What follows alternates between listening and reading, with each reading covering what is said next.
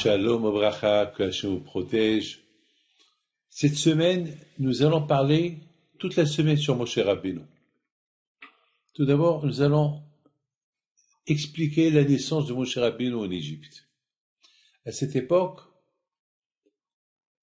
les Égyptiens, ils avaient peur, ils ont vu dans l'astrologie qu'il va naître un juif, un esclave juif, et qui va détrôner Pharaon. Et il va libérer les Juifs de l'Égypte. Alors, qu'est-ce qu'ils ont décidé? Que chaque Juif qui va naître, chaque bébé qui va naître, ils vont le jeter à l'eau. Alors, donc, c'était vraiment catastrophe. Les pauvres, les Juifs, toutes les femmes qui étaient enceintes, ils étaient surveillés par les Égyptiens. Et Yochebed, parmi les femmes, elle aussi, à un moment donné, elle était enceinte. Yochebed, c'était la femme de Amram. Je passe en détail, je ne veux pas raconter toute l'histoire, avec ce qui nous intéresse. Et là, elle savait que elle va avoir la visite des Égyptiens pour surveiller le bébé qu'elle va avoir au monde. Si c'est un garçon, ils vont le jeter au Nil. Si c'est une fille, elle peut rester vivante. Parce qu'ils avaient peur d'un garçon. C'était une gezéra terrible. Et Hachim, il a fait que Yochebed, elle a mis au monde Moshe, le bébé, 3 mois à l'avance, à 6 mois. Donc, elle l'a gardé pendant 3 mois, et 3 mois plus tard, elle savait que les Égyptiens, ils allaient venir à la maison pour voir qu'est-ce qu'elle a eu, une fille ou un garçon. Si c'est un garçon, bien sûr, ils vont lui voler des mains, ils vont le jeter dans l'eau. Si c'est une fille, ils vont la laisser vivante. La pauvre Myriam, sa sœur, il dit à sa mère, n'aie pas peur, n'aie pas peur. N'aie pas peur, Dieu est grand, ce petit-là va vivre. Le père de Myriam, qui était aussi le père de Moshe, il a donné une claque à sa fille. Il a dit, c'est ta faute. Moi, j'ai divorcé ta mère, et tu m'as poussé pour reprendre ta mère, et j'ai repris ta mère, et voilà les conséquences. Voilà. Elle a mis au monde un garçon. Voilà. Ils vont venir, ils vont le prendre, ils vont le jeter à l'eau. Myriam, elle reçoit la gifle, il dit rien du tout. Il dit, Hachem, il est grand. C'est pas possible. Elle avait la émouna que ce bébé va rester vivant. C'est pas pour rien qu'il est venu au monde. Alors maintenant, qu'est-ce qu'elle fait, Yochebed? Elle sait que d'un jour à l'autre, ils vont venir les Égyptiens. Elle a construit un petit berceau. Elle met Moshe dans le berceau. Elle va au Nil, le fleuve, le grand fleuve, qui est l'un des plus grands fleuves du monde. Et elle lève ses mains vers Hachem, elle le met dans l'eau, et c'est tout. Mes amis, Myriam, elle ne bouge pas de sa place. Elle voit le berceau emporté par l'eau. Elle est là, elle attend. Avec l'aide d'Hachem, il va avoir un miracle. Quel miracle?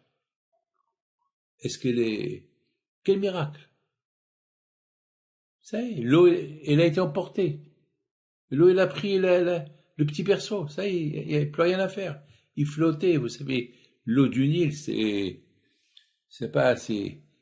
du courant, ça court. Mes amis, au même moment, il y a la princesse royale, la fille du roi Pharaon, elle arrive. Pourquoi elle vient? Elle vient pour faire le mikvé.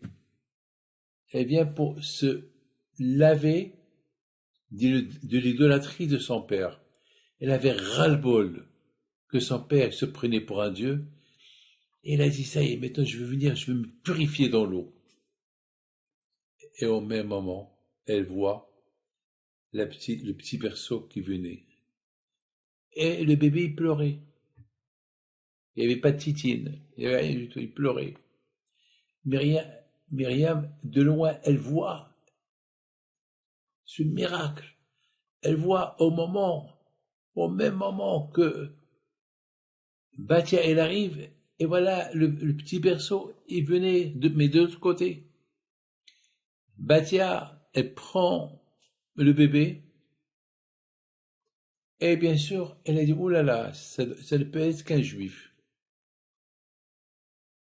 Et il y avait Myriam, sa sœur qu'elle était là. Et Myriam, elle dit à Batia, la princesse, si tu veux que je t'aide, je t'aide. Si tu veux que je prends ce bébé et je le donne à une femme juive pour que la lettre qui lui donne à manger, qui s'occupe de lui, elle vous le ramène. Elle dit non, je vais moi-même le vérifier. Et Batia elle-même, elle est partie avec Myriam chercher une femme, soi-disant chercher une femme qui va s'occuper de son nouveau bébé. Elle va adopter Moshe. Vous vous rendez compte? Et voilà, mes amis, Moshe, il a quitté la maison il y a 1 heure, il a été jeté dans un berceau dans l'eau, et voilà maintenant qu'il retourne à la maison. Regardez comment Akadosh Baruch Hu fait les choses. Otso, elle savait tout faire. T'as beau penser ce que tu veux.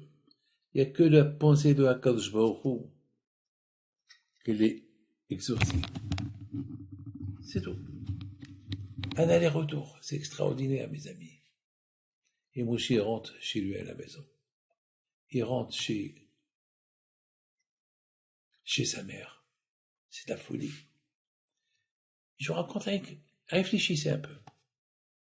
Lorsque Hachem, il décide quelque chose, le monde entier peut décider autrement, il n'y a que la pensée d'Hachem qu'elle va être exaucée. À bientôt. Que Hachem protège. Amen, amen, amen.